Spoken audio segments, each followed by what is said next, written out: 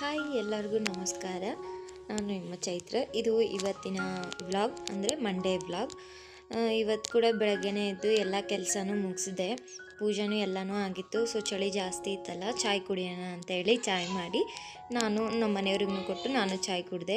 Morning ಇವತ್ತು tiffin ಏನೂ ಮಾಡಿರಲಿಲ್ಲ, ಹೊರಗಡೆಯಿಂದ ತರಿಸ್ಕೊಂಡಿದ್ವಿ.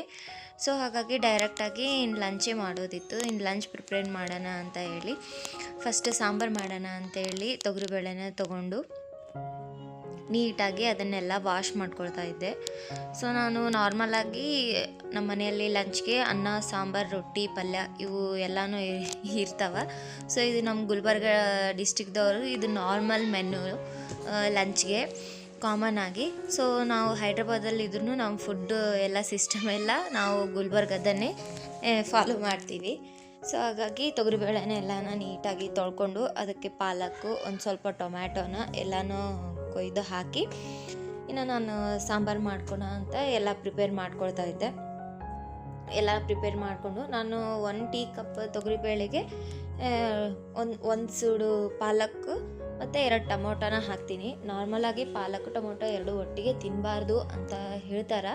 ಸೊ ನಮ್ಗೆ ಅದು ನಮ್ಮ ಮನೆಯಲ್ಲಿ ರೂಢ, ನಾನು ಇದೇ ಥರನೇ ಸಾಂಬಾರು ಮಾಡ್ತೀನಿ.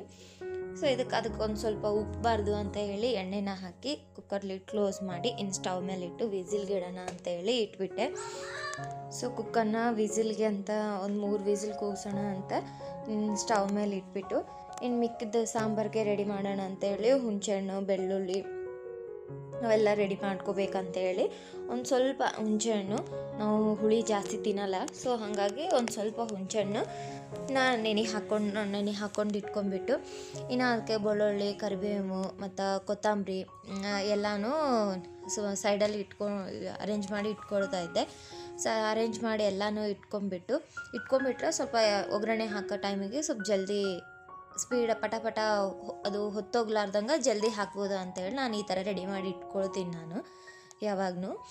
ಸೊ ಅದು ಎಲ್ಲ ರೆಡಿ ಮಾಡಿ ಇಟ್ಕೊಂಡ್ಬಿಟ್ಟು ಇನ್ನು ಅನ್ನ ಮಾಡೋಣ ಅಂತೇಳಿ ಅನ್ನಕ್ಕೆ ಅಕ್ಕಿ ನೆನೆ ಹಾಕಿದರೆ ಸ್ವಲ್ಪ ಅನ್ನ ಉದ್ರಾಗಿ ಇದು ಚೆನ್ನಾಗಿ ಬರ್ತದೆ ಅಂತೇಳಿ ಅಕ್ಕಿನ ನೆನೆ ಹಾಕ್ಕೊಳ್ಳೋಕೆ ಅಕ್ಕಿನ ತೆಕ್ಕೊಂಡೆ. ಸೊ ನಮ್ಮ ಮನೆಯಲ್ಲಿ ಕಿಚನಲ್ಲಿ ಕಬೋರ್ಡ್ ಇಲ್ಲ, ಸೊ ನಾನು ಅದಕ್ಕೆ ಈ ಥರ ನೀಟಾಗಿ ಕಾಣಬೇಕಂತ ಹೇಳಿ ಈ ಥರ ಕರ್ಟನ್ಸ್ ಹಾಕಿ ಅರೇಂಜ್ ಮಾಡಿ ಇಟ್ಕೊಂಡಿದ್ದು. ಸೊ ನಾವಿರೋದಂತೂ ರೆಂಟೆಡ್ ಹೌಸು, ಅದೆಲ್ಲ ನಿಮ್ಗೆ ಗೊತ್ತೇ ಇದೆ. ಸೊ ಅಕ್ಕಿನ ನೀಟಾಗಿ 1-2-3 ಸಲ ಎಲ್ಲನೂ ತೊಳ್ಕೊಂಬಿಟ್ಟು ಇನ್ನು ನೆನೆ ಹಾಕಿ ಇಟ್ಕೊಂಡೆ. ಅದಾದ ನಂತರ ಇನ್ನು ಅಷ್ಟರಲ್ಲೇ ಇನ್ನು ಸಾಂಬಾರು ಎಲ್ಲನೂ ಇದು ಬೇಳೆ ಎಲ್ಲನೂ ಕುದ್ದಿತ್ತು. ಹಾಗಾಗಿ ಇನ್ನು ಒಗ್ಗರಣೆ ಹಾಕಬೇಕಂತೇಳಿ ಅದಕ್ಕಿಷ್ಟು ಎಣ್ಣೆನ ಹಾಕಿ ಅದಕ್ಕೆ ನಾರ್ಮಲಾಗಿ ಒಗ್ಗರಣೆಗೆ ನಾನಂತೂ ಜೀರಿಗೆ, ಸಾಸಿವೆ, ಬೆಳ್ಳುಳ್ಳಿ, ಕರಿಬೇವು ಇದೇ ಹಾಕ್ತೀನಿ. ಅವಾಗವಾಗ ಒಂದು ಸ್ವಲ್ಪ ಹಿಂಗನ್ನ ಯೂಸ್ ಮಾಡ್ತೀನಿ ನಾನು ಸಾಂಬಾರಿಗೆ, ಸ್ವಲ್ಪ ಟೇಸ್ಟ್ ಚೆಂದ ಬರ್ತದೆ ಅಂತೇಳಿ, ಒಂದೊಂದು ಥರ ಒಂದೊಂದು ಡಿಫ್ರೆನ್ಸ್ ಟೇಸ್ಟ್ ಬರ್ತದೆ ಅಂತೇಳಿ. ಸೊ ಒಗ್ಗರಣೆಗೆಲ್ಲ ಹಾಕಿಬಿಟ್ಟು ಇನ್ನು ಅದು ಕುದ್ದಿರೋ ಬ್ಯಾಳಿನೆಲ್ಲ ನೀಟಾಗಿ ಸಣ್ಣದಾಗಿ ಮಗುಚ್ಕೊಂಡು ಆ ಟೊಮೆಟೊ ಎಲ್ಲ ನಾನು ಹಾಫ್ ಕಟ್ ಮಾಡಿ ಹಾಕಿರ್ತೀನಲ್ಲ ಅದನ್ನೆಲ್ಲ ಮಗುಚ್ಕೊಂಡು ಇನ್ನು ಅದು ಒಗ್ಗರಣೆಗೆ ಅದು ಸಾಂಬಾರನ್ನು ಹಾಕ್ಕೊಂಡ್ಬಿಟ್ಟು ಇನ್ನು ಅದಕ್ಕೇನಿಲ್ಲ ಒಂದು ಸ್ವಲ್ಪ ಹುಣಸೆ ಹಣ್ಣಿಂದು ರಸ ಮತ್ತು ಅರಿಶಿಣ, ಖಾರ ಪುಡಿ, ಉಪ್ಪು, ಒಂದು ಸ್ವಲ್ಪ ಕೊತ್ತಂಬರಿ ಹಾಕಿ ಎಷ್ಟು ಲೂಸ್ ಬೇಕು ಅಷ್ಟು ಲೂಸ್ ಸಾಂಬಾರಿಗೆ ನೀರನ್ನ ಹಾಕಿ ಇನ್ನು ಕುದಿಯೋಕೆ ಇಟ್ಬಿಟ್ರೆ ಸೊ ಸಾಂಬಾರಂತೂ ರೆಡಿ. ಇದಂತೂ ಬ್ಯಾಚುಲರ್ಗಳಿಗೆ ಮಾಡ್ಕೊಳಕ್ಕಂತೂ ತುಂಬಾ ಈಸಿ ನಾನು ಮಾಡೋ ಮೆಥಡ್ ಸಾಂಬಾರು. ಸೊ ಬೇಕಿದ್ರೆ ಇದನ್ನು ಟ್ರೈ ಮಾಡ್ಬೋದು. ಇನ್ನು ನೆಕ್ಸ್ಟು ಇನ್ನು ಅನ್ನ ಅದು ಕುದಿಯೋಕ್ಕಂತೂ ಇಟ್ಬಿಟ್ಟು ಇನ್ನು ಅನ್ನಕ್ಕೆ ಅಕ್ಕಿ ನೆನೆ ಹಾಕ್ಕೊಂಡಿದ್ನಲ್ಲ ಅಂತೂ ತೊಳಿಬೇಕಾದ್ರೆ ಬೋರ್ ವಾಟ್ರನ್ನ ಯೂಸ್ ಮಾಡ್ತೀನಿ. ನಾನು ಅನ್ನ ಮಾಡಬೇಕಾದ್ರೆ ಫಿಲ್ಟ್ರ್ ವಾಟ್ರನ್ನ ಹಾಕ್ತೀನಲ್ಲ, ಸೊ ಬೋರ್ ವಾಟ್ರನ್ನೆಲ್ಲ ಜಾನಿ ತೆಗೆದು ಇನ್ನು ಫಿಲ್ಟ್ರ್ ವಾಟ್ರನ್ನ ಹಾಕ್ಕೊಂಡು ಇನ್ನು ಅನ್ನಕ್ಕೆ ಇನ್ನೊಂದು ಅಂದರೆ ಇದು ಕುದಿಯೋ ತನಕ ಸ್ವಲ್ಪ ಫಿಲ್ಟ್ರ್ ವಾಟ್ರ್ ಹಾಕ್ಕೊಂಡು ಇನ್ನೊಂದು ಸ್ವಲ್ಪ ನೆನೆ ಹಾಕಿಟ್ಟೆ. ನೋಡಿ ಸಾಂಬಾರು ಈ ಥರ ಚೆನ್ನಾಗಿ ಕುದಿಬೇಕು. ಕುದ ನಂತರ ಅದ್ರ ಟೇಸ್ಟ್ ಚೆಂದ ಬರ್ತದೆ ಸಾಂಬಾರ್ದು. ಸೊ ಅದನ್ನು ಸೈಡಿಗೆ ಇಳಿಸ್ಬಿಟ್ಟು ಇನ್ನು ಅನ್ನಕ್ಕೆ ಇಟ್ಕೊಂಡ್ಬಿಟ್ಟೆ. ಅದಕ್ಕಿಷ್ಟು ಉಪ್ಪನ್ನು ಹಾಕಿ ಕಲಸಿಬಿಟ್ಟು ಇಟ್ಟೆ. ಇನ್ನು ಅನ್ನ ಕುದಿಯೋಷ್ಟರಲ್ಲಿ ಇನ್ನು ಬಾಂಡಿನೆಲ್ಲನೂ ತಿಕ್ಕೋಣ ಅಂತ ಹೇಳಿ ಸೊ ಸಾಮಾನೆಲ್ಲನೂ ಸಾಂಬಾರು ಮಾಡಿರೋ ಕುಕ್ಕರು, ಟೀ ಗ್ಲಾಸಸ್, ಚಾಯ್ ಕುಡ್ದಿರೋ ಎಲ್ಲ ಗ್ಲಾಸಸ್ಗಳು ಎಲ್ಲನೂ ನೀಟಾಗಿ ತೊಳ್ಕೊಂಡೆ. ನನಗಂತೂ ಸಿಂಕ್ನಾಗ ಒಂದು 4 ಸಾಮಾನು ಇದ್ರೂ ಆವಾಗಿಂದ ಅವಾಗ ತೊಳೆದು ಬಿಡ್ತೀನಿ. ಸೊ ಅದೊಂದು ನನಗೊಂದು ಚಟ, ಅದು ಒಂದು ಕ್ಲೀನಾಗಿರಬೇಕು. ಸಿಂಕು ಸಾಮಾನು ಇದ್ದರೆ ನನಗಂತೂ ಸುಮ್ಮನೆ ಇರಲಿಕ್ಕೆ ಆಗಲ್ಲ. ಸೊ ಅದನ್ನೆಲ್ಲನೂ ನೀಟಾಗಿ ತೊಳ್ಕೊಷ್ಟರಲ್ಲಿ ಇನ್ನು ಅನ್ನನೂ ಕುದೀತದ ಅಂತೇಳಿ ಅಷ್ಟೊತ್ತು ಕಾಲಿದ್ದೇನಲ್ಲ. ಸೊ ಹಾಗಾಗಿ ಈ ಸಾಮಾನೆಲ್ಲನೂ ತೊಳ್ಕೊಂಡು ಇಡ್ತಾಯಿದ್ದೆ. ಸೊ ಅವಾಗ ಇನ್ನೂ ಅನ್ನ ಅಷ್ಟೊಂದು ಇನ್ನೂ ಆಗಿರಲಿಲ್ಲ. ಸೊ ಹಾಗಾಗಿ ಮತ್ತೆ ಈ ಸಾಮಾನುಗಳೆಲ್ಲನೂ ಒರೆಸ್ಕೊಂಡು ಇಟ್ಕೊಳ್ಳೋಣ ಅಂತ ಹೇಳಿ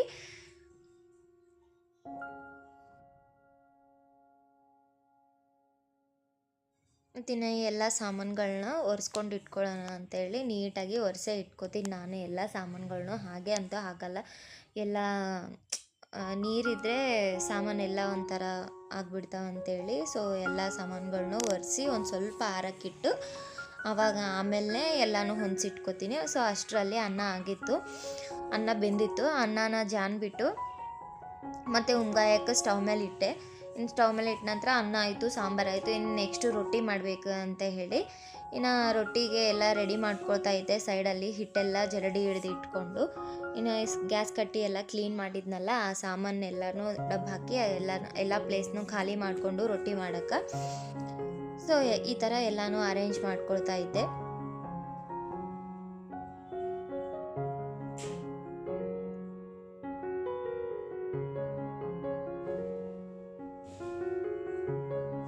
ಇನ್ನು ರೊಟ್ಟಿ ಮಾಡೋಣ ಅಂತೇಳಿ ಹಿಟ್ಟೆಲ್ಲ ಹಾಕ್ಕೊಂಡ್ಬಿಟ್ಟು ಇಟ್ಟೆ. ನೆಕ್ಸ್ಟು ರೊಟ್ಟಿ ಹಾಕೋಕೆ ಬುಟ್ಟಿ ಎಲ್ಲನೂ ಆ ಬಟ್ಟೆ ಎಲ್ಲ ತೆಗೆದು ಕ್ಲೀನ್ ಮಾಡಿ ಜಾಡಿಸಿ, ಇನ್ನೂ ಒಂದೇನೋ ರೊಟ್ಟಿ ಉಳಿದಿತ್ತು 2 ದಿನದಿಂದ ಮಾಡಿದ್ದು. ಸೊ ಅದನ್ನು ಹಾಗೆ ಇಟ್ಬಿಟ್ಟು ಇನ್ನು ಕುದಿಯೋ ನೀರನ್ನ ಹಾಕಿ, ನಮ್ಮ ಕಡೆ ಜೋಳದ ರೊಟ್ಟಿ ಹೇಗೆ ಮಾಡ್ತಾರೆ ಅಂತ ನಿಮ್ಗಂತೂ ಗೊತ್ತೇ ಗೊತ್ತು. ಸೊ ಈ ಥರ